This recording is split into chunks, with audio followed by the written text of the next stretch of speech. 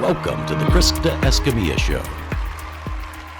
Hello, everyone. Welcome to this week's episode of the Krista Escamilla Show. I hope your new year is treating you well and you're off to a great start, tackling those goals, enjoying your life, and doing the best you can every day. That's the goal here. So thank you so much for spending time with us, as always. I want to start by thanking our sponsors. A huge thank you to Kevin Foreman of Foreman Financial, Tapestry Hotel Midland, Rig ID Workwear, Midland Cap Company, Then FR, and JoinCapClub.com. As you know, I always say, support local however you can. So support those local businesses however you see fit. We're so excited today. So first of all, today is one of my favorite days because it's podcasting day. I absolutely love it. But I get to talk to an amazing community member that has so much experience in this field, one of my favorite topics, which is food is medicine. So please welcome my friend Marcy Madrid. She is a mom first, VP of Community Health at Midland Health, business owner of Brew St, Mad Raps, and Mad Ads Media. Thanks so much for being with us, Marcy. Thank you so much for having me today. And I love that you say this is a favorite topic of yours because it's obviously close to my heart and something I love to talk about. So thanks for having me. Oh, you're welcome. I'm so excited. I have really wanted to get you in this chair for so long, and I'm so glad we're getting to do it because we're starting the new year off with rock star women. I mean, it is like, I love the lineup that we have for the month of January. And you were in it because, of course, I feel like your story is going to be so impactful for our listeners and for our viewers because it really has changed your life. And so I can't wait to hear your whole health journey. But first I want to hear about your journey getting here to Midland because we both have similar journeys. So tell us a little bit about how you got to Midland, Texas. Sure. So I'm originally from Orlando, Florida. And my mom moved us to Tennessee as part of a work commitment that she had, and then I ended up going to school out there, went to college, and then got my degree in mass communication, broadcast journalism, moved back to Florida, did a little bit of work with some of the local TV stations there on an internship basis. And I was sending my resume tape out everywhere, trying to get my first TV job, as you know, which is... You send it out and you say a prayer and go, where am I going to land? And you know that you're just going to be willing to do whatever you got to do to get your foot in the door somewhere. And so I was sending my resume tape out to different places. Panama City, Florida was one of the places that I got a response back from. Kansas City... Topeka, Kansas. Okay. Much different than Kansas City. Topeka, Kansas, Panama City, Florida, and Midland, Texas. And Panama City was the obvious choice because I was in Florida, but it wasn't the best setup the way that the job was structured, and the living arrangements there in that area are really rough. There's really, really nice neighborhoods and really, really poor, dangerous neighborhoods. And as a starting reporter, you don't live in nice neighborhoods, and so because they don't pay you very much. No, just in case you're wondering, because people think that when you're on TV, oh, you must get paid a lot, and people are doing your makeup and your clothes are paid. No. You look like $1 million because you have all these wonderful trades with clothing and makeup and hair. Meanwhile, you qualify for charity care at the hospital because you're paid so low. So little. So anyways, that one didn't work out. Topeka, Kansas, the job description said you have to be willing to carry heavy equipment in extreme weather conditions. And I grew up in the hurricane set area of Florida. I was terrified of bad weather. I'd been through Hurricane Andrew, so that was a no. And so there was Midland, Texas, sort of the third on the list. Oh, Columbus, Georgia was another one, but there's state tax and all kinds of weird stuff with that. So no, you picked well. This was a good one. Midland, it seemed like a good opportunity. It was an anchor position, which is coveted. It was a weekend anchor and weekday reporter, which that's for your first position to get an anchor position was really big. Yes. I was really excited. So I flew out here and did the interview, and it's interesting. I found out that the chief photographer at the time was helping the news director, anchor, Jay Hendricks at the time, looking for a new reporter. Hi, Jay. Yes, hello. Jay's coming on next month, by the way. Oh, great. Well, I can't wait to see him too. So he had Carlos, the chief photographer, looking for new reporter candidates, and he's actually the one that found my tape and gave it to the gave them to them to look at, and I love that story. And flew then you out. ended up marrying him. And later for those on that down. don't know, Carlos is my husband now. So whether there was some divine intervention in there, how he picked out my tape among all, I mean, and you know, That's in the crazy. TV business, there's like a box of tapes they go through. Literally. And Carlos will tell this story really Wait, nice. we just aged ourselves. So when we were there were tapes. VHS Now they tapes. just send like a YouTube reel Yeah. or something, or like Yeah, YouTube go link. Check out their social media page. Yeah. So there was like, you know, the box of tapes, and Carlos would tell you, like, he would pop it in and maybe you get 5 seconds Yeah. to impress them, and then pop it out. Next one in, because they just have hundreds of tapes to go through. Right. And so I made the 5-second cut to come in for an interview.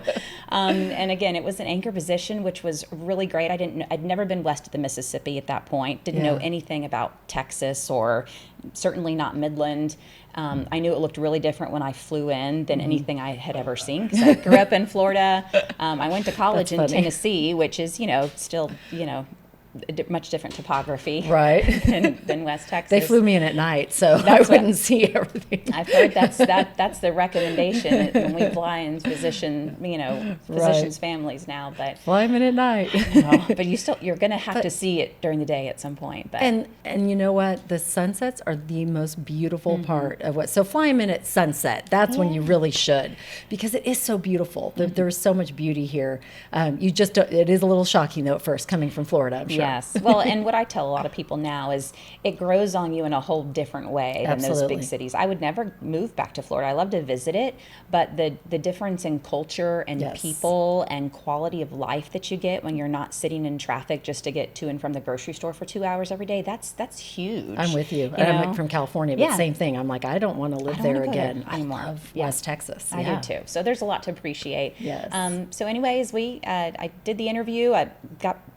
The pay wasn't great, but it was my first opportunity. It was an anchor position, and I took it, and that's how I got out to Midland, Texas. Now, And you did a great job. I have to say, I don't know how many years you were on air, but you always did a really, really good job. You have a great presence and a great voice, and did a really good job. We were at different stations. I think I don't remember what year you got here. Do you remember? 2004. Okay, so I was at 7 then in 2006. But I just remember going, she's so good. I really like. I didn't know you at the time, but I thought you did a really good job, really, really well. So Thank you. You know, what's interesting is I didn't know anything about this field when I was growing up, but I used to do newscasts from my uncle's barn on like a stack of hay when I was little, and I would do my own radio shows. Like I did all this kind of love weird it. stuff that nobody in my family did anything like that. No one taught me that was even a career. I Right. just loved to present information. I always did speech contests. I loved writing. I loved talking. And that's what you have to do in broadcasting, right? And Which a lot of people don't know how much writing you have to do yeah. in broadcast. They just think it's talking, and it's like, no, you produce your own scripts, Yeah. you write everything and edit, and so Yeah. you have to do it all. But Right. yeah, that was a perfect career for you. Well, Yeah. and it's interesting because I knew I wanted to go to college. I don't think anybody in my direct family had been to college at that point. So that was a new thing, but I'd seen my parents struggle a lot, and I wanted something different. I wanted to do something I enjoyed. I saw my mom do a job that paid the bills, but she didn't love. And I was like, I want to do something I love. So let's try this college thing and see if that helps me. And love so it. I remember opening up the book. I was in Tennessee at the time, looking at all the careers, in the book of careers to pick from, basically. And I didn't even know what my talents were. I didn't feel like I had any talents, because at that point I was like, I can't sing. I can't. I just had a really narrow view of what talent was. I certainly didn't think of anything that I had already done as being a talent or a gift. So I But it remember, is. It is. well, and I didn't know it at that point. And so I just Yeah. looked at all these things, and I saw TV broadcasting. I was like, oh, what's that? And I started reading, and I was like, oh, you write, and then you like present information. No, newscasters, like that's a career. I never Yeah. knew that. I thought that was just something people ended up in. I didn't know it was a career you could actually study. And so that's how I ended up in TV, radio, broadcasting, just reading through the details of the book. And I was like, well, that's all stuff that I really like to do. And if love I it. could do that as a career and get paid for it, how awesome. Which is great advice for young people looking at Yeah. what they want to do for the future, because you want to do something you love. I feel like I've never worked a day in my life because I have done something I've enjoyed for so long. Yeah. Like I truly love the job. And so it's good to find that, so I love that you found that at that point. And then did you like switch majors right then? Did you say this is it? That was when I was first entering college. And going in? Okay. Yeah, I was, because I'm very much a planner and, very organized. So if I'm going to do this college thing, I have to have a plan. What am I going to do? How long am I going to be there? How much is it going to cost? Yeah, that's the big one. My mom was a single mom at the time, working full time. She wasn't really engaged, involved. She didn't go to college. She didn't know how to direct me. So I was really driving the ship at that time. And I completely understand. Through prayer and, all of that. But there wasn't like a mentor physically, spiritually certainly, but not physically, that I could say, what do I do? And where do I What's go? the next And step? how do I do this? So I was just kind of navigating it myself. But I knew I needed to figure out the cost and the timing and everything. So that was before I even started. That is awesome. I love that. I love that's how you got here. I also love that that you also met your husband here, like I did, and then kids later. You think so in broadcasting, you think you're doing your 2 years time, and then you're moving markets because you're going to jump the markets, and you're going to. I never had the goal of being networked. That was never my goal. My goal was just to find a community that I could do what I love to do, and enjoy it there. And then I ended up finding it when met my husband here. So I feel like our stories and our paths are so similar. Tell me a little bit about the transition out of broadcasting, because it is such a rewarding career, but it also is a tough one to have when you're doing kids and life and paying bills and all the things. So tell me how you transitioned into the medical community, because I know you've been with them quite a few years and have made such a big impact there. So tell me how that happened. Sure. Well, I'll back up to tell you one difference then in my story and yours is when I got started and I signed my 2-year contract here, I'm going to get my experience and move on to a big city, because I really had this idea of the perfect life that I'm pretty sure I got from magazines and the Hallmark Channel, because I was going to be in a big city and I was going to live on the corner where I could rock to Starbucks and drive a sports car. Right. And I just had this really fantasized view of what the perfect life would be. Yeah. Thanks, Hallmark. And yeah, I know, right? Midland, Texas certainly wasn't the picture of that. So I was like, well, I can't stay here because this can't give me all the things that I dreamt of that I think is perfect. Right. Well, after being here for some time, and I met my husband, Carlos, it's funny because we were just friends, obviously. He helped me move. He was the person assigned to help new reporters get settled whenever they moved in. He did it all the time. In Florida, people aren't, especially people of the opposite sex, aren't generally nice to you unless they have alternative motives. It was very different to come to a community where there's just nice people that like to help you out. Because everybody is so nice here. Compared to the East Coast, people may think, it's not. Compared to the East Coast, trust me, if someone holds the door open for you on the East Coast, they think you're robbing them. Right. It's much different culture. And so he was just so nice. He was helping me. I was like, oh, crap. He likes me. I don't have time for this. This is just trying to get settled. Well, then I'm working on my career here. Well, then I recognized he was just nice to everyone like that. There was nothing special about me. And so we were able to develop a really good friendship, and then with no ulterior motives, and then obviously over time, other things developed. Right. Well, then we started dating and we started talking about marriage, and he was sure that I was going to make him move. He's like, he knew I wasn't going to stay here, that he thought, because I came from a bigger city. But it really started to grow on me, and what I recognized is that idea of a dream life that I thought I already had was not really in my heart. It wasn't really what I truly wanted. Yes. It was something I had fantasized based on TV and magazines. And the more I stayed here, and then as Carlos and I got engaged and talked about marriage, I started wanting the SUV and the house with a yard and stuff that I'd never thought of. And I didn't care so much about living in a condo with a Starbucks down the street. It just but I realized as I started understanding what really drove my heart and my emotions, it was something much different. And that's where my idea of my career started shifting too, because you recognize in the TV business, you can only make so much money and impact in a market this size long term, and we've got some great people that have been in business for a long time doing great things, but I really never had that plan to be here doing that. I was going to move to a big city, and when all those views of what I wanted out of life started changing, I'm like, well, maybe I'm not going to stay in this career forever. Maybe I can express my passions and my ability to communicate and bring people together and write in other ways. And after about 3 years at the TV station, Carlos actually got an opportunity with a friend to leave the TV station. And that was like, you don't leave the TV business. Like that was the first time I'd ever came face to face with, you're going to leave. Like he was there for 20 years or so before. Wow. So it was a big deal for him to leave, but it was such a great opportunity. And we were talking about starting a life together. And I remember after he left, that Memorial Day or something was coming up, and he was like, "Oh, we don't have work on Monday." I was like, "What do you mean?" He's like, "Well, the office is closed. It's a holiday."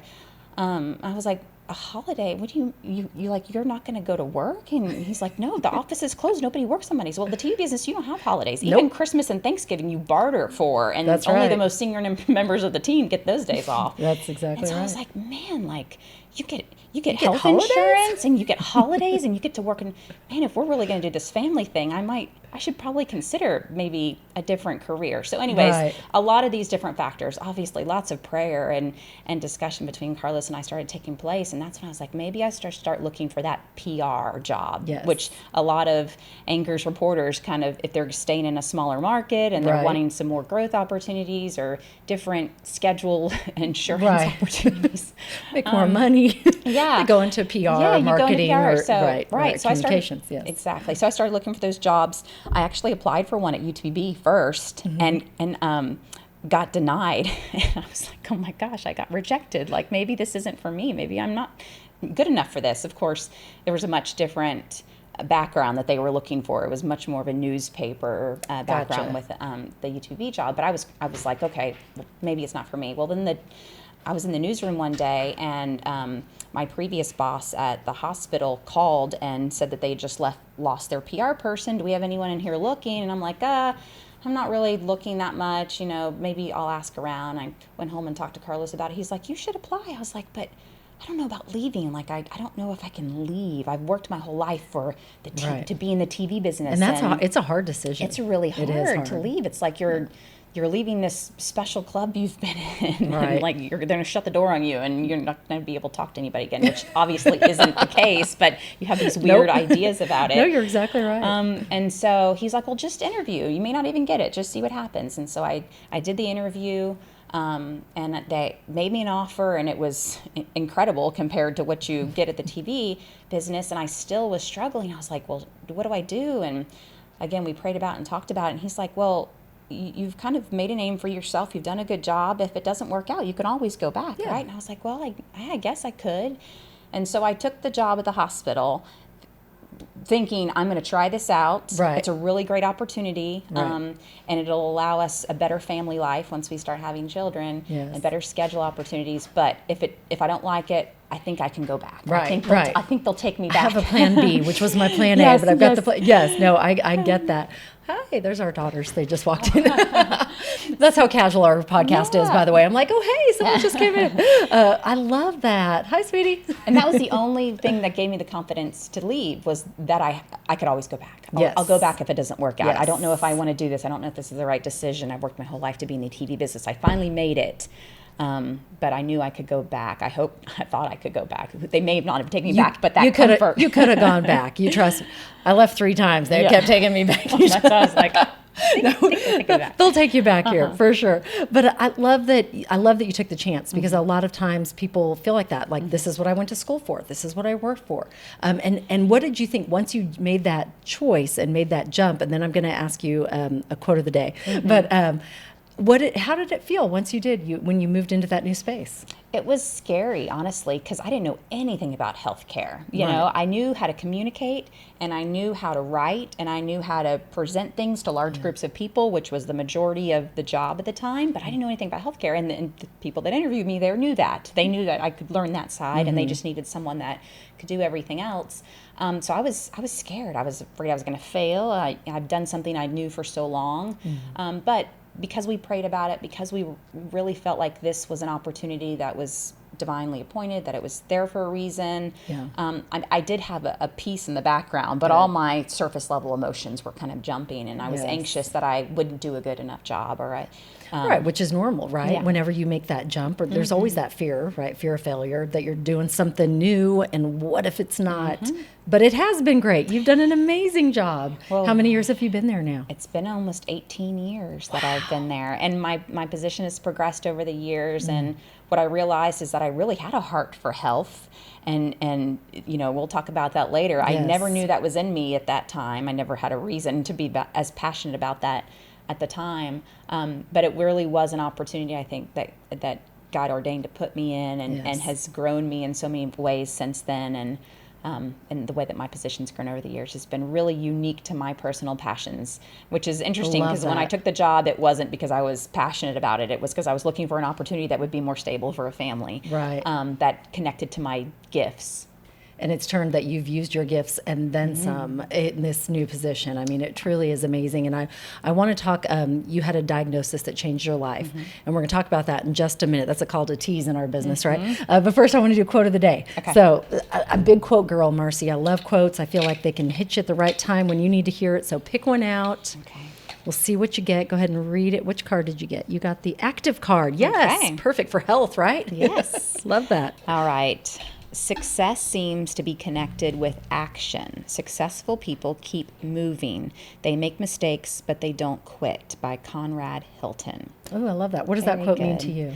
Golly, that's been my whole life. I mean, I feel like I've had a lot of challenges and things way before I even got here, just with family dynamics and coming from not having a lot of money on it, obviously, and not having a lot of opportunities, and not having really good pictures of how to be successful in my family, because it's you were paving the way. Yeah, you were it was changing. Really, well, and I feel like there's a little bit of spiritual wisdom and guidance that was there. I'd hate to say I can take all the credit for it, but it really was a matter of wanting to do more and having some sense in me that told me I can do anything as long as I put my mind to it, and I can try hard. It's like I never had a sense that I couldn't accomplish something as long as I worked really hard at it.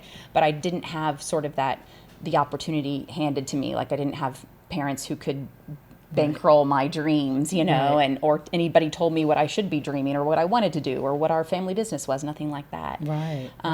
But it really was. I saw my family work hard at everything they did, whether they loved it or not. They just worked hard to provide, to take care of everyone, and they never stopped. And that was sort of something that's always been ingrained in me. And that's where you get your grit from. Yeah. I mean, really. You just keep I love that. forward. You mentioned there was spiritual wisdom and mentors. Do you have a quote that kind of stands out that's been one of your favorites, or a Bible verse that has really been instrumental in your growth and in that journey that has brought you here? Sure. There's a few of them, and there's actually one that I came across recently that I'll have to share separately because I'm going to have to look that up to find it.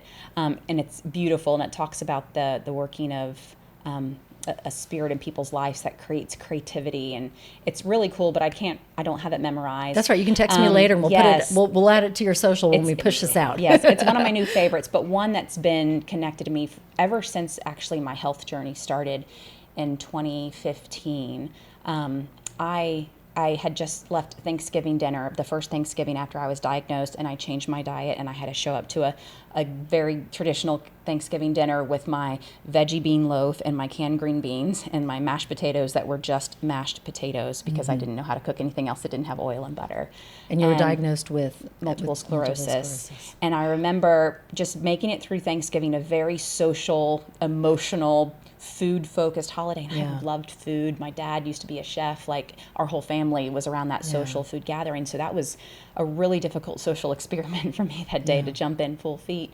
And I remember we left, my husband and I went to a gas station to get a newspaper to see, the sales or whatever.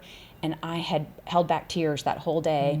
And just because everyone's talking about, oh, this broccoli cheese casserole, and did you taste this? And oh, this is so good. And who made this? And I felt so separated and so segregated and so alone. And I'd never felt like that. And I never recognized how much I wanted to be accepted and included and part of the group. I thought I was independent, but no, I was really relying on feeling like I was part of a group.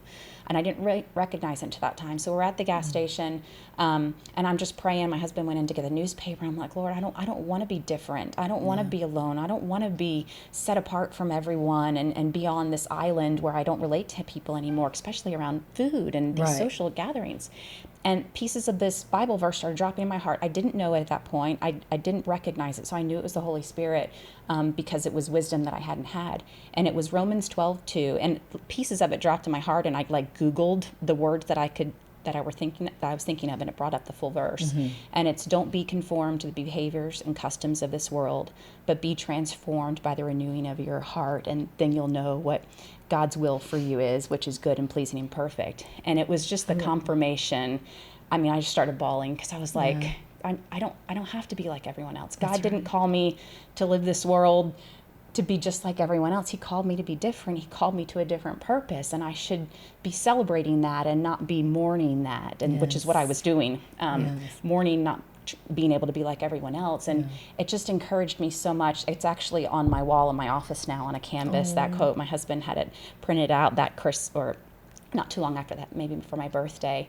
And so it's a reminder, and it's a conversation point when people walk in my office that I have that verse, and I get to talk about the origination of my story and the hope that I got, knowing that it's okay if I'm different. It's okay if I don't fit in with everyone, if I live differently, if I make different choices, if I know it's what God's called me to. And it's a life that will create inspiration and hope for other people. It's a good thing. It's not something to be sad and mournful about. So absolutely. Amen. And I just have to say, sorry, I got teary-eyed.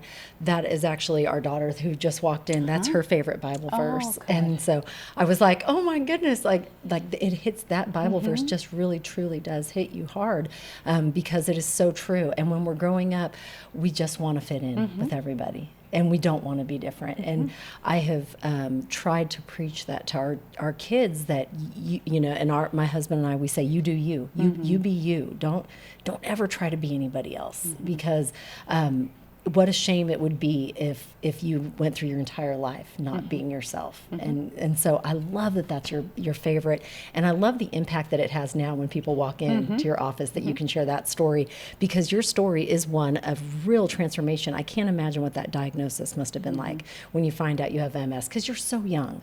And I don't know, and I know nothing about, like, if it hits at a certain age usually, or what the disease, because it's a autoimmune disease, correct? So tell us a little bit about what that felt like when you did get the diagnosis, and then let's talk about how food has truly changed your life, and food is medicine. Sure.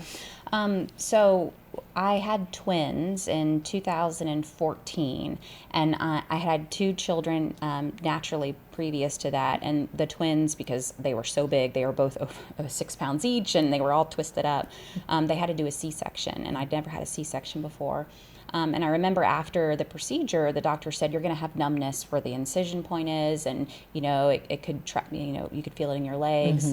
It could last for a short period of time, could last for a long period of time, but it's normal. So I was like, okay. So I tucked that back in my mind. Had the twins 2014 in June, and everything was great and stressful and all the things that having twins. I can't even imagine. Yes, because I mean, we have 4, but they were kind of, so they were spread out every couple of years until the last one, but both at the same time. I mean, which is really stressful up front, but then they have a built-in buddy later, so it actually works out. Yes.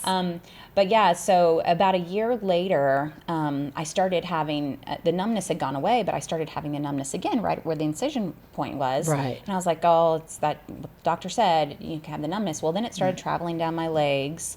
And I kind of, just like most women do, ignored it. I was like, it'll go away. I'm fine. I can still function.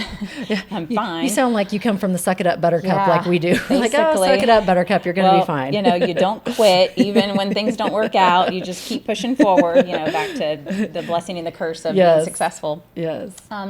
And so it just kept traveling and traveling until finally it reached my ankles. And this had been going on for weeks already. And I don't even know if I said anything to my husband at that point, because I just kept thinking it was going to go away. Right. And I was like, this numbness from the C-section is just, it's back and it's traveling. I need to call the OB. I don't know what's going on. It's probably something related to that. And so I called the OB, and they're like, that's not us. Like the numbness can last for a while, but it doesn't go away and come back, and it doesn't travel to your ankles. You need to call a neurologist. And I was like, what? Like, and I've been mostly healthy most of my life. You know, I try to stay fit and eat healthy. I say that because I had a much different idea of what healthy was before all this happened.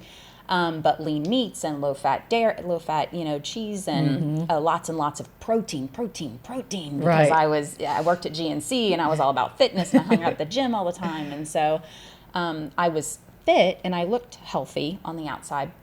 And so, but I never had, you know, issues with diabetes or anything or any kind of health issues. So going to a neurologist, I was like, I don't even take Advil.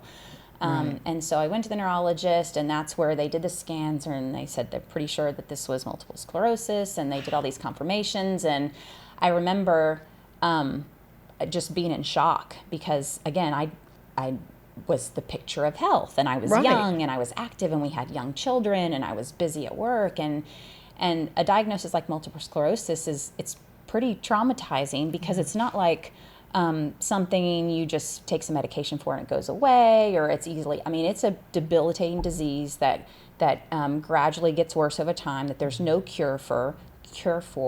The medications don't help the disease. It just helps manage the progression of all the symptoms and the illness. So almost like a Band-Aid. Yeah. Okay. It does nothing to the disease. Gotcha. And so I remember the physician giving me this list of prescriptions, including a prescription to help with the disease, but then all these other prescriptions that are supposed to help with the side effects of the prescription that helps with the disease. Oh my goodness. And so if any of you watch some of the pharmaceutical commercials today, you'll see that there's commercials now for medications that help with the symptoms from other medications. I mean, that's how bad it gets. Yes.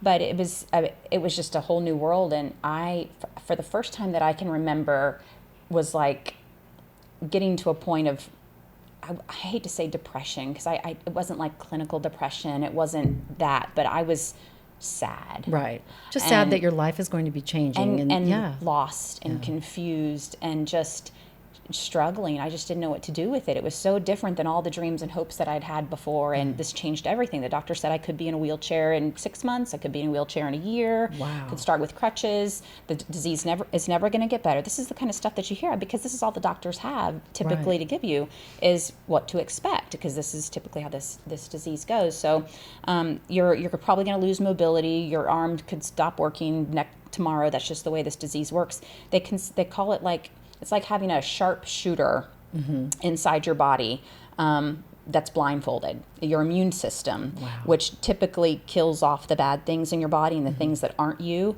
and is really good at doing that, now becomes blindfolded with MS. And so it's still shooting at things, but it can't tell what's you and what's not you. And that's where it ends up, because it's just confused, and it has to do with your microbiome and all kinds of stuff with your immune system. And is it painful?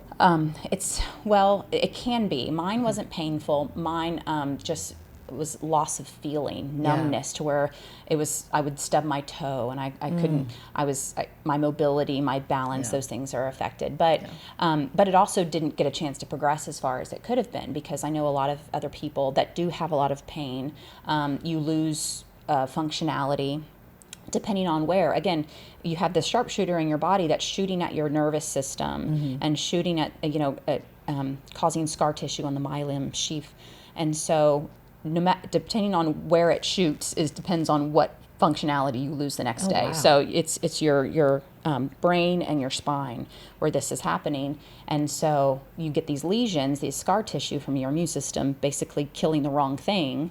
And based on what it hits, it'll, you could not have function in your hand. You could be blind one day, and it could last for long periods of time, short periods. You could lose your ability to walk. There's all kinds of awful things that can happen, and there's no way to reverse it with standard medicine. So anyways. And everybody's different. Everybody's body is different, reacts different. Okay. Yeah, because it's an immune system. And that's what's interesting when you start talking about lifestyle medicine and really looking into the research that's out there. Yes. Is there's so many of these autoimmune related diseases that are similar but just different in little ways, but they all have the same root, and it's a malfunctioning immune system, largely contributing or being contributed to by a microbiome, your gut, the way that your gut's function. I think it's like 80% of your immune system functions out of your gut. So the foods that we're eating, the incredible amounts of protein that we flood our bodies with in America. No other country eats protein typically like we do. Protein, animal protein, and it's so hard on our gut, and so that's where it pokes those holes and creates the leaky guts and all the issues in your gut, your microbiome, and that's ends up what causes all these autoimmune diseases, whether it's MS or rheumatoid arthritis or lupus or I mean there's all these different names for them, but it's all similar. Even diabetes now, they have diabetes connecting to different. It's sort of an autoimmune based issue. Really, okay. And what I've heard some of the physicians say is it's all the same elephant. You're looking at different pieces of the elephant, but it's all an elephant. It's all the same root cause. So anyways, it was shocking, and just knowing that there's no way for it to get better. And I had lots of sleepless nights, waking up at 4 a.m. praying on my hands and knees, like, God, I don't know what to do with this. I don't know what to do about this. I don't want to be hopeless. I don't want to be sad, but I don't know how to get out of this darkness. And I remember you have these little ones. These little ones are, and I was exhausted. I started taking medication out of fear because the doctors basically said this is the only way that you can keep it from getting that bad that fast is to take all this medication. And so I started taking some of it. And I got worse. My vision started getting blurry. It was right around Halloween, and I remember we went out trick-or-treating, and I couldn't hardly see out at night because it was just, everything was so dark.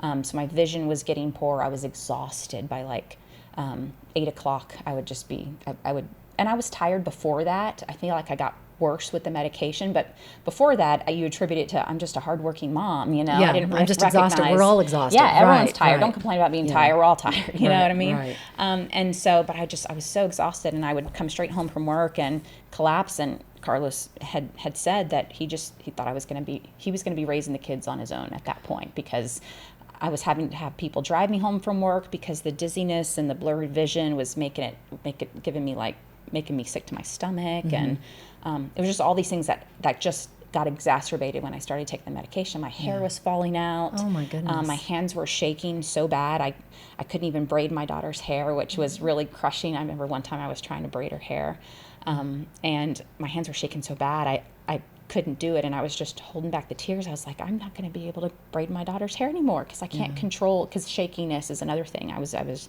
shaking a lot.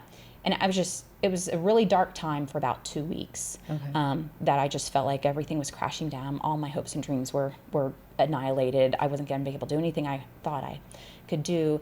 And honestly, I felt like I was battling, and God started dropping scriptures in my heart that slowly started encouraging me. And I actually created this document, and every thought that came into my head saying you'll never do anything that you wanted to do, you're broken, something's wrong with you, all these awful thoughts I would have scripture. You were beautifully and wonderfully made. You were knit together in your mother's womb with a purpose. God put the desires of your heart in your heart. He's going to help you fulfill the plans. I mean, there were specific scriptures to all of these self-defeating. To counteract it. Yes. And so I created this document that I called my spiritual warfare document. And I just started reciting these scriptures and these pieces of hope that God was giving me to really strengthen me and let me know that it was going to be okay. I was going to be okay. God has a purpose for me no matter what the circumstances are. And he's going to give me the strength I need to fulfill that, however that looks. Yeah.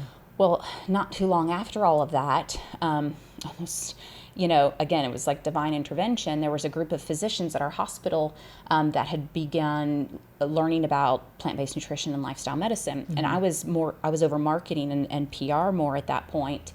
And so they brought me in to help plan some community events around like food as medicine and some education. They were going to bring physicians in. Right. And so I started bringing the information home, telling Carlos, I was like, hey, they're talking about like being able to reverse diabetes and heart disease, and there's these doctors and this research, and I was like, you think it has anything to do with autoimmune? I was like, they're talking about like food and blood. I don't know if food can touch your brain. Like I wasn't making the connection, but it was like this little glimmer. And so I started buying the books that they were talking about and reading. And just trying to learn more. And then my husband and I started talking about it and really praying about it. I'm like, I wonder if there's something here that we should be paying attention to. And this was all happening at the same time. Me getting my diagnosis, all this stuff, and then getting pulled into this information, this new information that just landed. Because what year was that? I'm trying to think. This was in 2015. Right. And it was just kind of getting a little... Well, 2015 is when I got diagnosed. And I think it was in that summer, fall. So I was diagnosed right in that summer, fall. And it was actually the exact same timing that these physicians were starting to bring me into these meetings to talk about food as medicine and lifestyle medicine. Talk about right place, right time. Yeah, and it was... God it was putting you divine where you need intervention. to be. Yeah. And so we started asking questions, and we started being connected to other physicians. The main physicians leading it in our community were internal medicine, so diabetes, and cardiovascular surgery or cardiothoracic surgery, so heart disease. And then there were some ED and pediatricians and stuff, but no neurologists, no one talking about that part of it. So I started asking questions. They started connecting us to other physicians. There was actually these large bodies of research and study around autoimmune diseases that Dr. Roy Swank and John McDougall had done. It's just we didn't have a neurologist that was interested here locally, so but it was out there, and it was again all kind of the same elephant, just a different lens. And so we started looking into it. My husband and I started praying and really reading, and we really felt like there was something here and there was hope here. I didn't have any hope before that. And we really felt like God had put us in the right place, the right time with the right information to make this decision. And so this was all right before Thanksgiving, that moment of the social challenge. But we really felt like this is what we were supposed to do. I was supposed to stop medication and go fully plant-based, cut out all animal products, meat, dairy, eliminate or limit oils, and salt, and then processed sugar was a big part of that too. And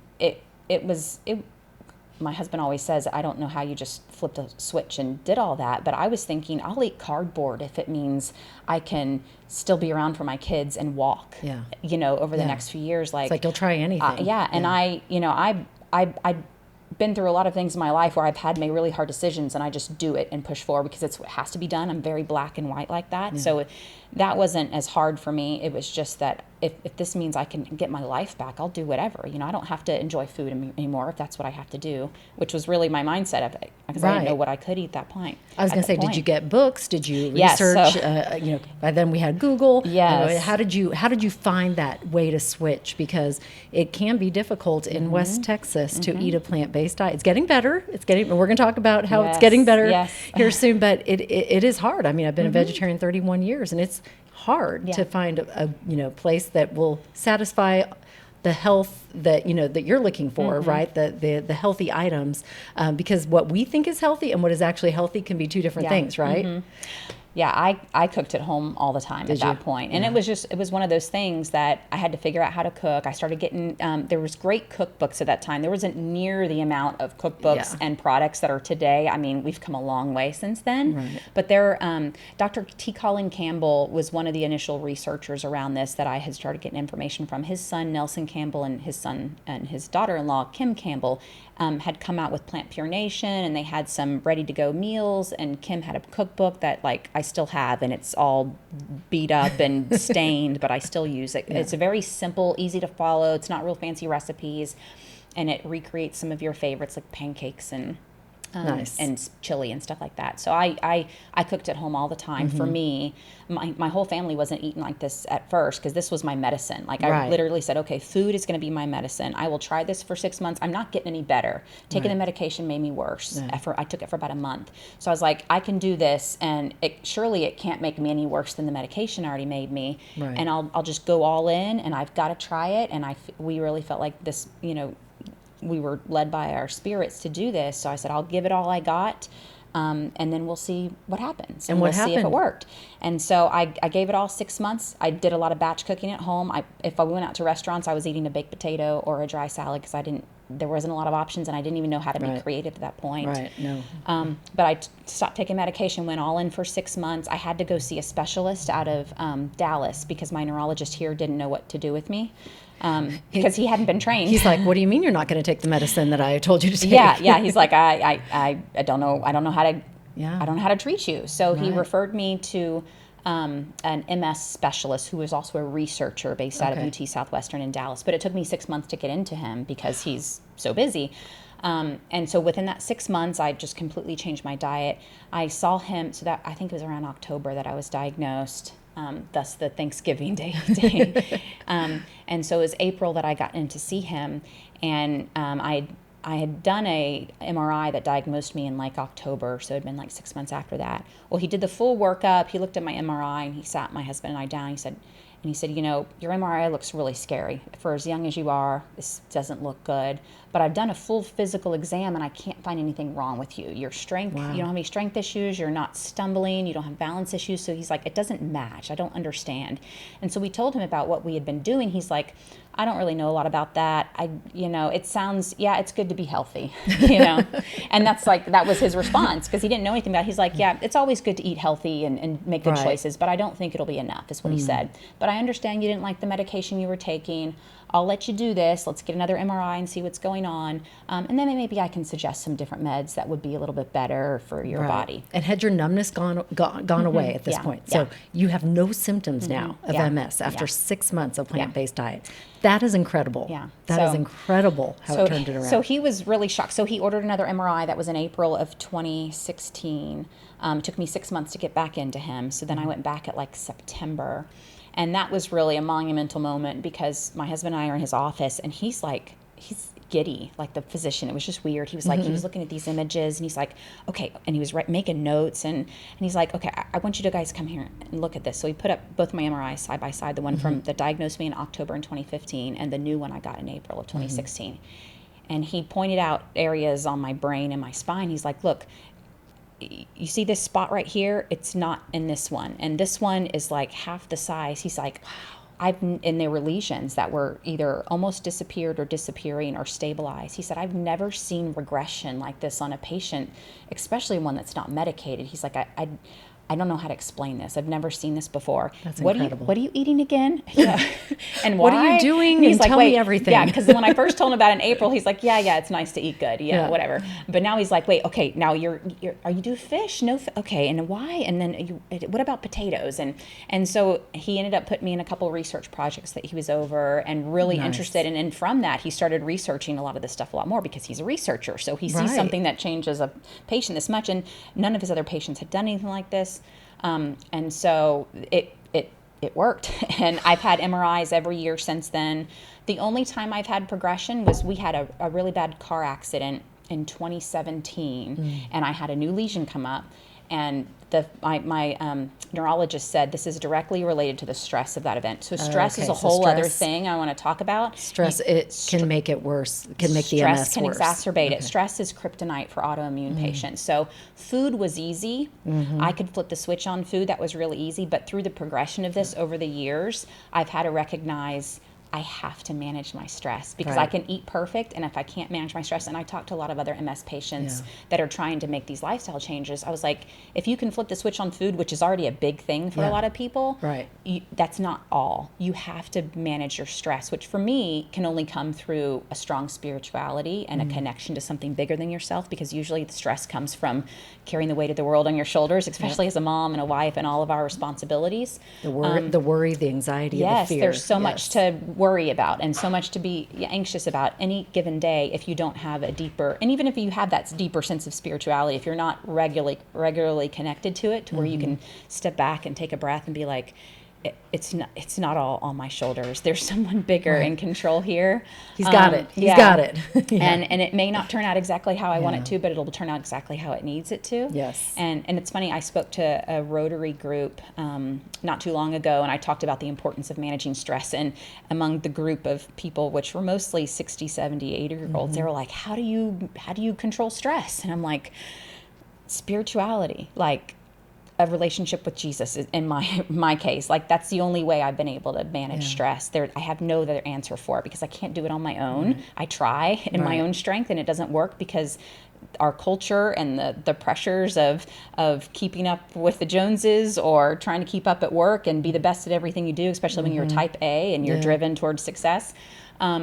It's really easy to feel like you've got to do it all. You've got to do it perfectly. Everything is on your shoulders. And so without having that regular connection to a spirituality and an advisor and comfort and peace and joy and all the things that come from a source outside of me, I wouldn't be able to do it. So I think that is an incredible just revelation, really, in finding the peace, because a lot of people do struggle with that. How do I manage the stress? And if you don't have something bigger, what's going to happen? You're going to feel the panic every single day. Yeah. Because it's the weight of the world's on your shoulders. Exactly. Pass or fail, it's all on you. I'm so glad that you're sharing this today. I know we have some listeners that have MS. What advice would you give to them to take that first step and go, just try it? Or can you direct them to a website? Can you direct them somewhere that can really help change, because I'm in awe of it. I know food is medicine.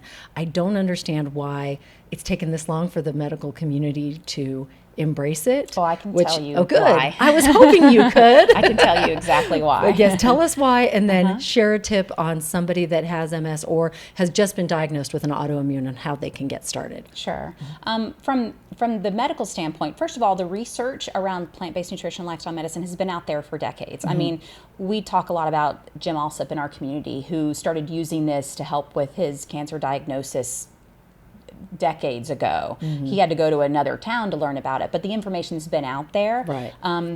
The broccoli industry does not have as much marketing backing as the pharmaceutical industry. So as we know, being in media, he who has the most money wins your attention. And broccoli doesn't have the money. Broccoli doesn't have the money. And it's asparagus so good for you. Doesn't have the money. Another And so, favorite. Yes, asparagus, broccoli. And that works for the lay audience, all of us sitting out here watching TV and reading advertisements and trying to figure out what's healthy and what's not. The people that have the most money are the ones that are educating you on that if you're just receiving the information. So the commercials on TV and everything. You're right. I've never seen a broccoli commercial. Yeah, because they don't have money to market to you. But that just went off in my, I'm like, you're right. I've never seen one. Yeah, the meat and dairy industry have a lot of money, and the pharmaceutical industry has a lot of money. So that's what you see in the fast food restaurants and all the things that are unhealthy that make Americans so unhealthy. That's who has all the money. So that's what's educating us every day if we're not looking for it. So that's why you don't hear about that. And that's not just true to us, but it's true to our physician community, our healthcare community, the people that are getting information into the medical schools, the people that are getting the research out there. I mean, you can publish, just about anyone with the right backing and the right money can publish research today that will end up in physicians' labs, will end up in people's labs. And if you don't know who's funding that research and how to kind of read through the lines of the study, it's easy to read an article saying, calcium in milk is what makes you strong, so you drink more milk and eat more cheese. And that was really funded by the dairy industry, and it was based on some data that they skewed. And so that's... And you're getting your vitamin D. And so that's why you don't hear about it, or you haven't heard about it. The other thing is, there's a lot of money in the medical industry, especially around insurance companies and pharmaceutical industries, and that's where a lot of it lies. And there's a lot of great healthcare practitioners and hospitals trying to do the right thing, but the way that the business model is structured isn't friendly to health. We deliver sick care. You make money off of sickness and disease, and you don't make money off of health care and making people healthier. That's just the way that the industry is structured. If they're not sick, they're not coming in, you're not charging them, you're not billing them. Well, and then there's a lot of pharmaceutical companies that make a lot of money out there, and that's the advertisements you see on TV all the time. And it's just the way that the whole thing is set up. You have to be very wise and know what you're looking for and how to dig through all that, or know the right people to ask, so that you're not getting a sales pitch, but you're actually getting true information. So that's why you haven't heard about it. And doctors, they go to school to practice medicine, and diseases and the chronic diseases, which is the majority of what we treat today. We're not treating all these unique, different stuff. The majority of stuff we're treating in healthcare today are chronic diseases, diabetes, heart disease, autoimmune diseases, and that 80% of diseases are lifestyle-related diseases, and it's very complex, and you have patients that don't just have one, but 2 or 3 of these diseases. And so medicine has gotten very compartmentalized because it's so complex and all these things. So physicians study this thing, and a lot of what they study is how to diagnose and treat. Right. Because there's just so much information to cover. Most physicians don't get root cause education in medical school. They don't talk about nutrition in medical school or the dietary cause of what's happening to people, because there's just so much to cover, and they focus on diagnosing and treating. I mean, I'm not in the medical industry, but don't you think they should do that? Like, hey guys, maybe you should incorporate that. Yeah, and a lot of physicians that have been driving this movement over the last several decades have been pushing for that, trying to get more information about dietary and nutrition in med schools, because they just don't hear about that today. So a lot of physicians don't know, and then, if they don't know and they don't feel comfortable talking to you about it, so you don't hear about it from a lot of physician practices.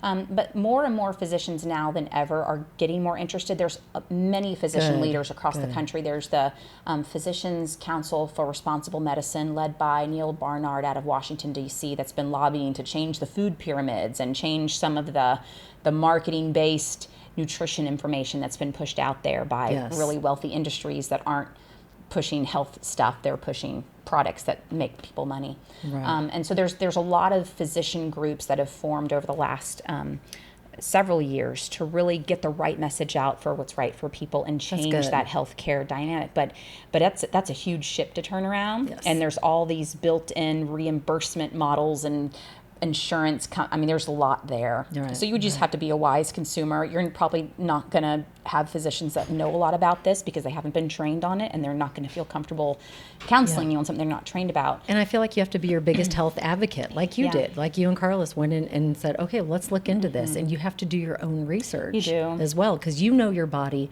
more than anyone. You've had it your whole life. Yeah, and we have some great resources here. Thankfully, we've got some very engaged physicians and dietitians and health coaches within our Lifestyle Medicine Center. Nice. And then we have, a good community of physicians. Dr. Veronica McBrayer's an OB. She's very passionate about it. We've got, Dr. St. Autry was one of our initiators. She's cardiothoracic. Dr. Padmaja Patel, her and her husband, Runal, have been big leaders of this movement. He's GI, and she is internal medicine. So we've got a great core of physician leaders here, but it's still like a very small component of all the people, all the clinicians that are giving advice out there. So you do have to be your own advocate. The good thing is there's tons of information out there. You just have to make sure you're getting it from a non-biased, non-large industry supported group that's trying to sell you something. Right. It's kind of like the news, right? Yeah, you want to get it from the unbiased. Yes, and it's harder to tell that. But I've got some resources that I can share, and I don't know if you just want me to spat them off or give you a list you can share later. Let's mention a few, and then I can always tag them also when we post this. So tell me a little bit about healthy cities. Okay, so there's this feeling that you have to know certain people. I know that was certainly the case with me whenever I first heard about this, that if you're in the right circles, you get the right information.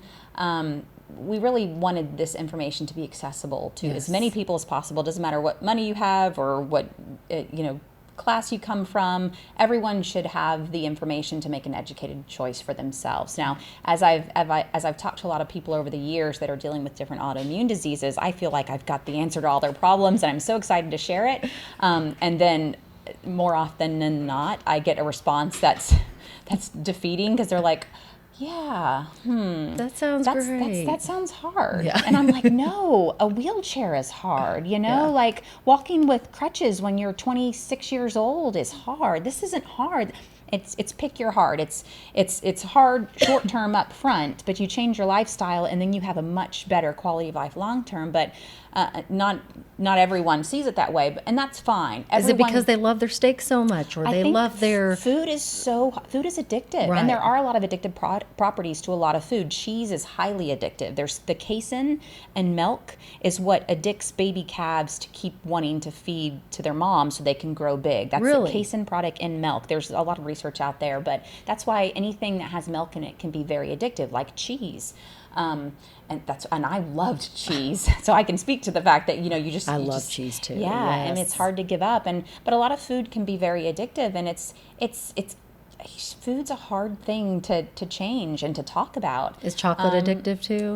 Sugar is addictive. So the American chocolate is, because American chocolate's mostly sugar. If you go to like Europe or other places, it's mostly cacao, and so it's different. But sugar is more addictive than cocaine. They've done studies showing that, especially, and that's why they put high fructose corn syrup in so many ingredients and products these days, because it'll addict you. It'll keep you buying more.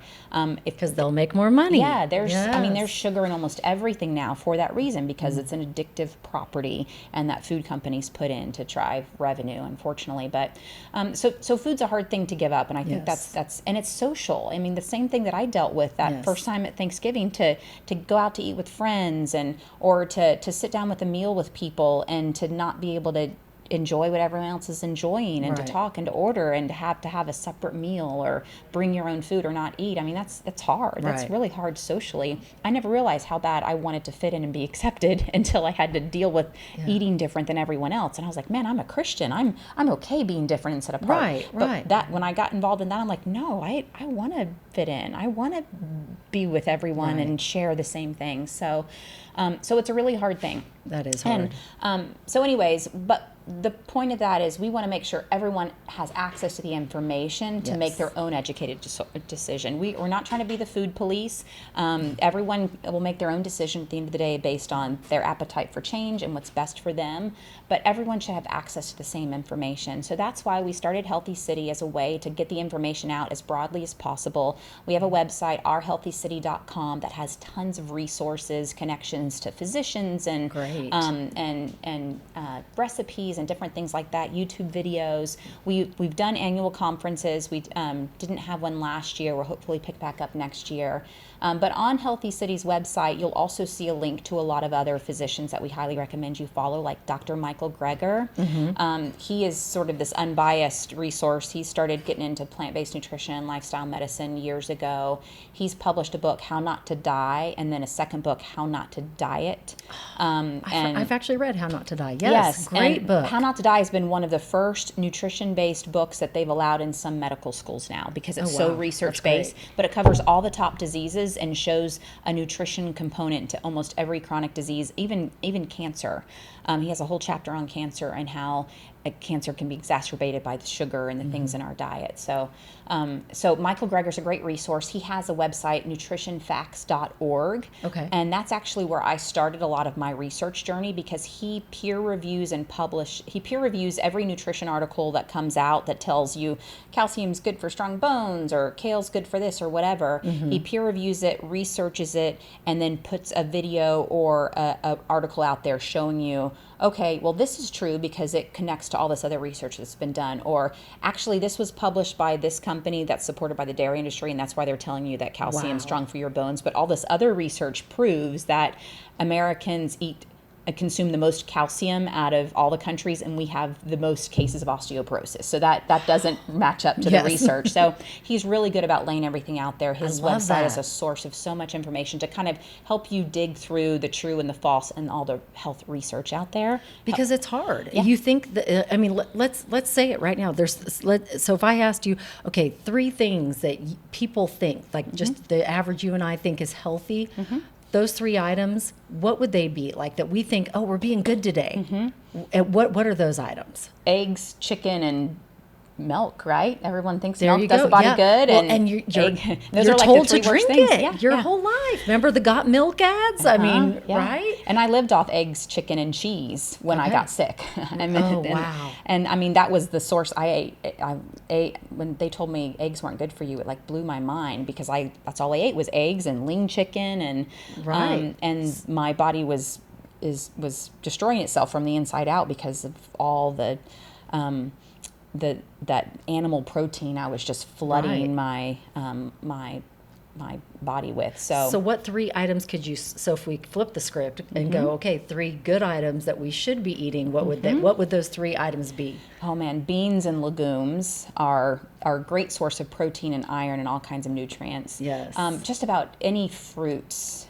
And then green leafy vegetables are such a good source. I mean, and there's such a variety, and there's so much food out there to choose from. I remember I was challenged at first. I was like, man, what am I going to eat if I can't make chicken nuggets and mac and cheese Right, for my kids. for your Like, kids, what yeah, in the 'cause- world? What am I going to eat if I don't eat a grilled chicken breast and a potato or whatever I felt like I had to have on the side? And then I realized, man, there are incredible amounts of fruits and vegetables and beans and legumes and nuts and seeds. I mean, God put us in a garden with an incredible array of food that we could eat in the very beginning because he knew that was best with our bodies.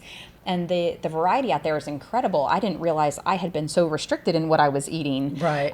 You know, salt, pepper, and garlic, and maybe paprika was the extent of my spice, Right. usage. And then you get into plant-based nutrition, and there's like Indian cuisine and Mediterranean, and you're using curry and cumin and all these different spices. And I feel like the flavor profiles of the food I eat today are so much more diverse and wonderful than my grilled chicken and garlic something or whatever.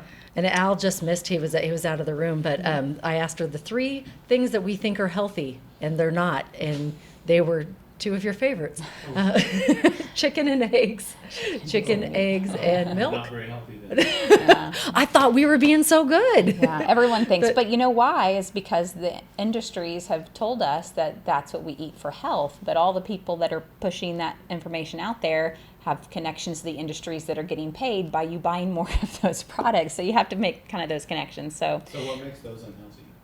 well, we eat a lot more protein than we need to in America in general. So just the amount of protein you get by thinking we have to have a lot of protein. There's also, and Dr. Greger goes into a lot of this on his website, but there's a lot of different chemicals, hormones that get pumped in a lot of the chicken, especially that we eat today. It's not the chicken that your grandfather ate. It's got all kinds of stuff pumped into it that's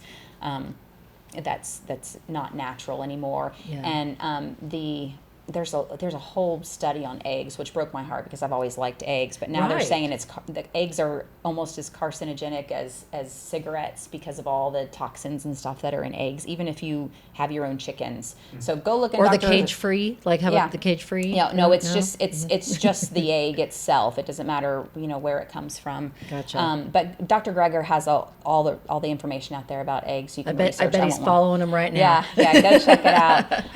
And just when you talk about autoimmune issues, there's a lot of products, especially in dairy, but a lot of animal products that just increase inflammation in our body. And all the autoimmune issues we face are a result of out of control inflammation in our body. So just by cutting down all the foods that cause inflammation, which are meat, dairy, and processed sugars, you can cut down on the inflammation. So RA patients, rheumatoid arthritis, have huge responses to just cutting those products out. Even kids that are dealing with acne. Acne is inflammation on the inside, and most kids eat a lot of dairy, whether it's milk or cheese or ice cream. If you could just cut dairy, we've had pediatricians that really support this to say, if you just cut dairy out of your kid's diet, it'll calm down a lot of those skin issues because that's just causing all that inflammation on the inside. I'm glad you mentioned that because we've been talking a lot about MS, and then you also mentioned the cancer, diabetes. I think this is good for everyone to try and see if their body reacts different and changes. Because I feel better in my 50s than I did in my in my younger years, back even when I was a bad vegetarian and I ate a lot of the bad stuff in my 20s. But I feel younger now because of what you're saying, because of that plant-based, finding the right proteins. And that's the struggle, really, I think, is when you first make the switch is going, well, where am I going to get my protein from? Because you have to, every fitness guru will tell you need to have 1 gram per your body weight, correct? Well, that's a lot of protein you're trying to eat every day. But there's good ways to get your protein, like you just mentioned, the legumes. Yeah. Well, and Dr. Jim Loomis has done some really great work out there. He worked with the St. Louis Rams and the St. Louis Cardinals as their team physician. He talks a lot about protein. And then I believe Dr. Garth Davis has a book called The Protein Myth. Okay. And so they all talk about this myth in America that we have to have all this protein. And you really don't need that much protein as a normal functioning adult. If you are a high performing athlete trying to build muscle or perform for an extreme event, you Then probably yes. need a little bit more, but there's other ways you can get that, and it's still not as much as you think. If you haven't watched the film Game Changers, it's a game changer. Okay, I'm writing it down. Dr. Game Changers. Jim Loomis is in it and talks about the athletes as he's worked with, but it's all about these really high-performing athletes, including some of the world's strongest men and bodybuilders that are completely plant-based, and many of them attribute their success to this secret diet that they follow. A lot of Olympic athletes are on there saying they really don't talk about it because they don't want other people to know the edge because their recovery time's Don't better. share your secrets. Yeah, but there's a lot of athletes that are plant-based and maintain and build muscle just fine. What's that football player, the NFL, the Tom Brady? Yeah. He's plant-based. Yeah, right? and apparently a lot of the Tennessee Titans had done it at one point, and so there's a lot of information out there. You just have to know where to look and know who's trying to sell you something by check out Game Changers. It'll talk about that. Michael Greger's website is a great source of information, and there's lots of information about the protein myth specifically. Oh, the other thing I was going to say is people think they need all this protein. Most of the people are not high-performing athletes. I mean, I don't know about you. I exercise. I'm a low-performing athlete. I mean, most of us are not those high-performing athletes. So we feel like we need to have a lot of protein, but none of us are doing, triathlons. Right. Not many of us. Some of you are. We've interviewed a couple of you on here. Yeah. And you guys, way to go. We're proud of you. You guys are the high-performing. But the I would majority put of myself Americans, in the low-performing. But I mean, the majority of Americans, honestly, that feel like they That's need a lot of true. protein are not That's high-performing true. athletes. You don't need that much. So That that is so true. I love that. Okay, we're getting close. I know we have to wrap things up here in a few minutes, but first I want to talk about, before we get into your favorite things, I want to talk about, well, this is one of your favorite things, your new business, because you are bringing back a vegetarian plant-based menu, which I've been missing, and I'm so excited about Brew St. Tell us a little bit about the excitement going on and when we can expect to be walking through those beautiful doors. Sure. Thank you. We took over Brew St. in the middle of COVID. It was 2020. And we had the opportunity to take over a restaurant, which my husband's always wanted to have a restaurant. I was like indifferent, and I was like, oh, sure. What do we do? What are we going to sell? And as we were talking about it, we're like, well, this has been our life and our story. One of the biggest issues that we faced when I transitioned was not being able to go out to eat with friends anymore. Can't go out to eat with family or coworkers or anything. I mean, you can. It's just not the same. It's just different, right? I mean, you can't order off the menu. You have to, do you have a plain baked potato, and can you put the butter on the side and give me salt and pepper? And my husband calls me the sides girl. I'm like, okay, I'll take the side of this and a side of that and a side of this. And then you seem like a pain in the butt. And then you have that one thing at the restaurant you can really get, and that one thing. And then you annoy the workers, and so it was just difficult. You feel high maintenance, is what you do, right? I mean, you do. You kind of feel high maintenance when you're like, can I get this and then a side of that, and please don't put that on, right? And I've actually felt compelled to tell people it's because of my health, because I feel like they just think I'm this snobby fitness person that's trying to be really like, I want a burger with no meat and no mayonnaise, and they're like, come on, lady, You're like, no, really, I need this. Like, this is food is medicine. This is what's keeping me walking on my feet today. So right.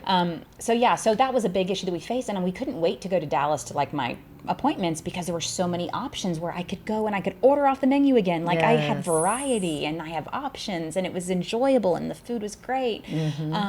And so we were like, we should do that because we know I'm not the only one. There's other people. And even if you're not fully plant-based or vegan, or, even a lot of vegetarians that just don't eat meat, and you just have limited options. So lacto-ovo vegetarian right here.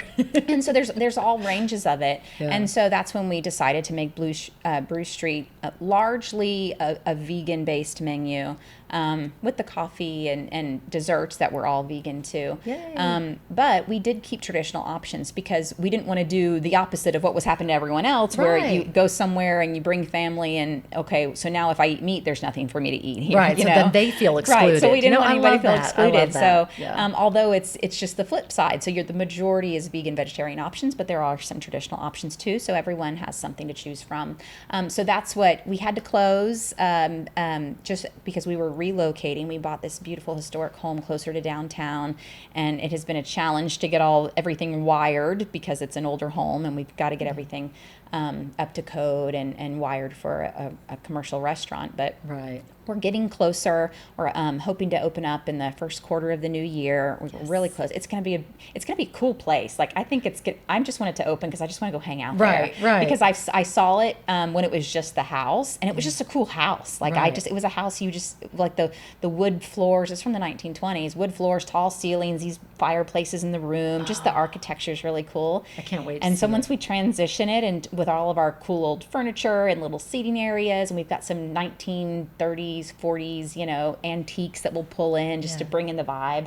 I think it'll just be a cool place to hang out Yes, I'm so in excited. itself, but then we'll also have more variety of those vegan, vegetarian options, which we had a huge following before. We had people coming in from Odessa and even Lubbock that would come in for business. They're like, I finally have somewhere to eat when I come into town because I don't eat meat or dairy. Yeah. And, there's more and more physicians in our area that are promoting this to patients that are battling heart disease and diabetes and different issues that are exacerbated by meat and dairy. So they tell them to eliminate it or limit it at least. But then that keeps you from going out to eat with your friends or having just a good hearty meal. One of the things we Right. do, we have healthy, more of the plant-based, which is mostly if you're fighting a disease. I've had to be very strict, eliminating oils and processed sugars. But I'm able Butter? to. Or do you have to eliminate butter? Yeah, no butter. No butter, okay. There are vegan butters, but so there's a range. When I was actively fighting disease, I was very black and white, and I would suggest people that switch. You go very black and white first if you have the capacity to, because the most extreme of the change, the more extreme of your benefits. If you just do gradual change, it'll be gradual benefits. And so I was really extreme because my symptoms were extreme and I didn't want to deal with it. But over time, as my symptoms have subsided and I don't fight it anymore, now I can enjoy a cheat meal, like maybe the vegan meats that have more oil in them, or vegan desserts that have more of the processed sugar in them. It's not high fructose corn syrup, but like just Right. different, You can incorporate a little bit yeah, back so into your diet. I'd have a place to go here and do those types of things. Or people that are just transitioning, they're just trying to eliminate meat and dairy. Maybe they're not trying to go all in yet, but they need some transitional foods. We have like a vegan Frito chili mac was one of our popular dishes, where that it was sounds like so good. it was like a Frito, and we've reformulated our mac and cheese from even when we were open before, and it's so good. Oh, I and can't wait. our kids love it. Like I made some for a company Christmas party, and our kids have been eating on the leftovers. They're like, can we have some of that vegan mac and cheese? So and our kids don't eat only vegan or Right. plant-based. They eat a lot of traditional stuff too. So it's not like they don't have that perspective, but Right. they love this vegan mac and cheese. So we do have some of those comfort foods. We'll have some more on the stronger, healthier side if you are being more strict. And then we'll have the traditional options for your friends or family that come along with you and still want a burger or a pizza that's like the regular kind. Yay! I'm and so excited. I cannot wait. And I just am beyond happy for you guys, because I think when your passion meets your business, it shows, right? And you get to do something you're passionate about and share your journey too, and really help people with health. Because to me, there's nothing better than growing mentally, physically, health wise in this world. And you get to help people with that. I think Yeah. that's pretty incredible. So Well, I've recognized that it doesn't matter what all you accomplish in this world, no matter how successful you are or how much money you make, if you don't have your health, why does it matter? Exactly. If you can't travel, if you can't spend time doing fun, cool, adventurous things because you're stuck to doctor's visits or medications, what's the point of all that success and money if you don't have the livelihood and the vitality to enjoy it?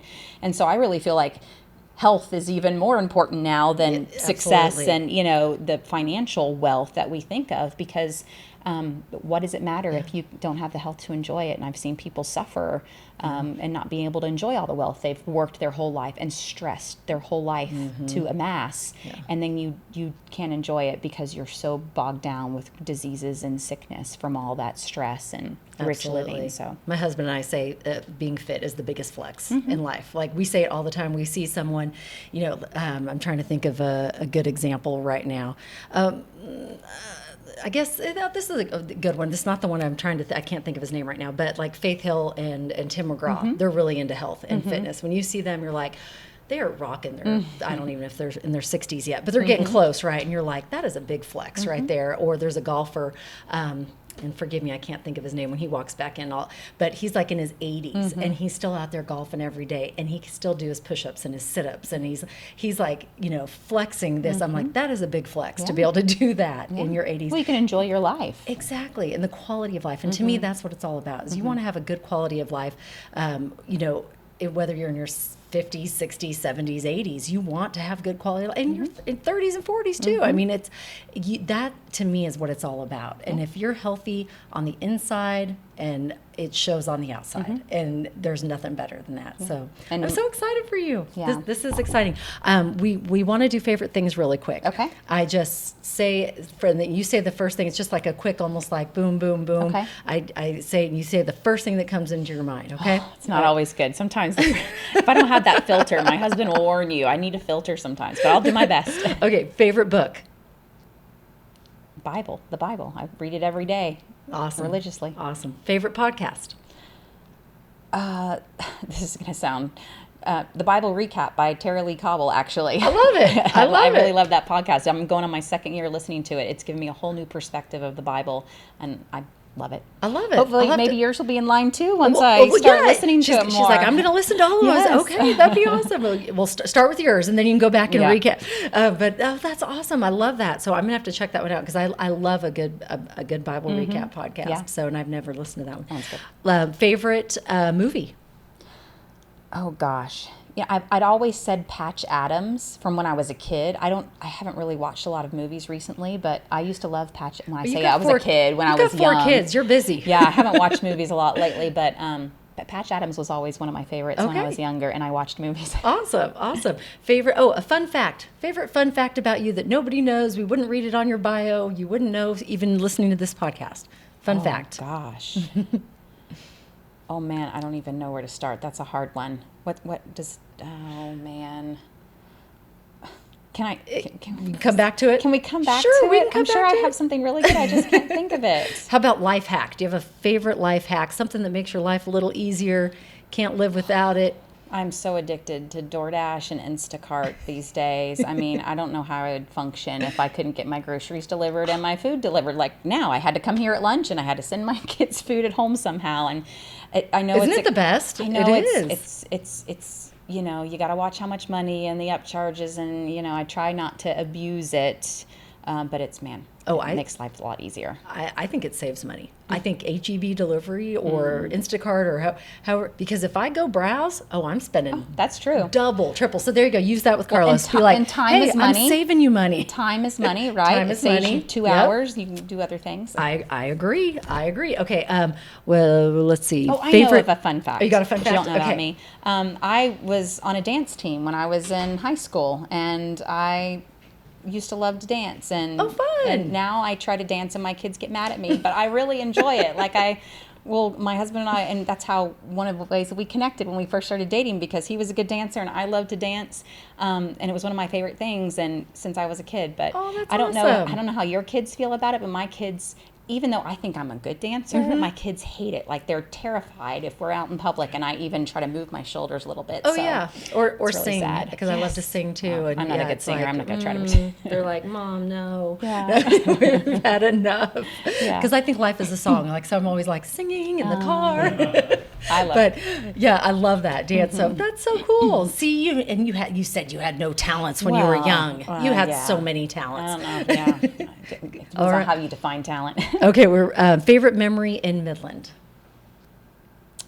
Oh man, favorite memory in Midland? Oh wow. I know it's hard. It's hard when you've raised your family. My wedding. I love it. My wedding day was a wonderful memory here in love it. Midland. That was easy. I could say the birth of my children. That's where my Yeah. those are all great. But then I have to pick my favorite child if I pick one memory. So we'll stick with the wedding because that's Do yours ask that all the time? So which one's our favorite? I know. Oh, that never ends. Well, all I don't can care how say, old they are. I have a favorite son because we only have one son. There you so go. That one I can get away with. There but you go. Too many girls. That's when you go oldest daughter, favorite oldest daughter, favorite middle daughter, favorite youngest daughter. Yep, that's right. Favorite one with this middle name. Uh-huh. Yeah. Yep, there you go. There you go. And last one, I think I know what your answer is going to be, but favorite restaurant. Well, too bad it's closed now. Brew Street. If we talk about Midland, there's some really great vegan restaurants. There's a Loaded Bowl in Oklahoma City that's one of our favorite, and Spiral Diner was that first restaurant in Dallas that we went to when I went to my appointments, and we were looking for vegan food. So Spiral Diner is one of our favorite original vegan restaurants before we even opened Brew Street, because it has a lot of those favorites I hadn't had since I converted, like biscuits and gravy and mac and cheese, and so that's a place we always go to when we go to Dallas. Awesome. Well, thank you so much for sharing this time today. I have so enjoyed getting to know you more because, like I said, I've just known you from a distance, hi-bye, and we've been at some same events together. But to really sit down and hear your story, I really appreciate you sharing with us today. And I know you're going to help someone out there that's listening. And if you'd like to follow Marcy, once again, I just want to recap. We've been visiting today with Marcy Madrid. She is the Vice President of Community Health at Midland Health. She is also a business owner of Brew Street, which will be opening very soon, and she is also the owner of Mad Raps and Mad Ads Media. Please support her local businesses however you can, and also connect with her on socials. What's the best way to reach out to you? I'm sure they can follow Brew Street on social media. Yeah, I don't have like a public page or anything. Well, I don't even know how to. I guess we'll email you. I guess so. Yeah, shoot me an email at the hospital. You can find me on the hospital's website if you want to send me something that way. My husband and I share a page on Facebook. If you had like a question around, I have people reach out a lot about health related questions. Great. Because and my husband and I, we both own the businesses. We have the Mad Raps has a page, and Brew Street has a page, so if it's related to one of those two, you can reach out there. Fantastic. There's a few different places. I just don't have like one big public page to send people to. But that's okay. They can connect with you on those business pages. But the most important thing is really take care of your health. I mean, I think that's what I've learned today, listening to you and your journey and your story, is that you don't have to take medicine, traditional medicine. Not in all cases, because remember, I'm not a doctor, and although my kids, I say I'm Dr. Krista, no MD, because I can Google. But don't always do that. That's what doctors don't like to hear, is that you Googled it. But you do have to be your biggest advocate. And I think what you did in being able to turn your disease into, turn around those effects that you were feeling and live this amazing life full of, I look at you and you look, like you said, picture of health, and I think you're doing a great job. And to be able to share your story, I think is definitely going to help people out there today. So thank you so much. Thank you. And I do have to give my husband credit. I've always been a very private person. Whenever all this happened, and even my big results, he's the one that made me tell people. Good. He's the one that made me post something on Facebook. I was like, I don't want to share this kind of stuff, but he's been behind me the whole time, telling you need to share your story. People need to hear this, and he's forced me into that role. But it's been a blessing to be able to reach people and help people and give some hope, because there isn't a lot of hope in a lot of these diagnoses. But there is hope out there. You just have to find it. Right. And I couldn't agree more. Sharing your story, you never know who it's going to help and change lives. And I mean, what a beautiful thing, right? What a beautiful legacy to be able to help change others' lives through your journey. So thank you so much. Yes, I appreciate thanks it. for having me. And thank you so much for listening. Please follow us on Instagram, on Facebook. Share this podcast with someone that you feel could really benefit from it, because I want to see everyone live their best life and get healthy and feel good. Life is too short to not feel good. And so I just hope that this maybe encouraged you today to take that first step and just try it for a week. Try it for a month. It might not be the answer you're looking for, but guess what? It might be. So what do you have to lose? And also, I want to thank our sponsors. Special thank you to Kevin Foreman of Foreman Financial, also to Tapestry Hotel Midland, Rig ID Workwear, Midland Cap Company, Then FR, and joincapclub.com. We appreciate you supporting us so we can share the amazing stories of West Texans, because remember, we're all in this together. And don't forget my mottos: dream big, believe, and never give up. You make it a great day. Bye-bye.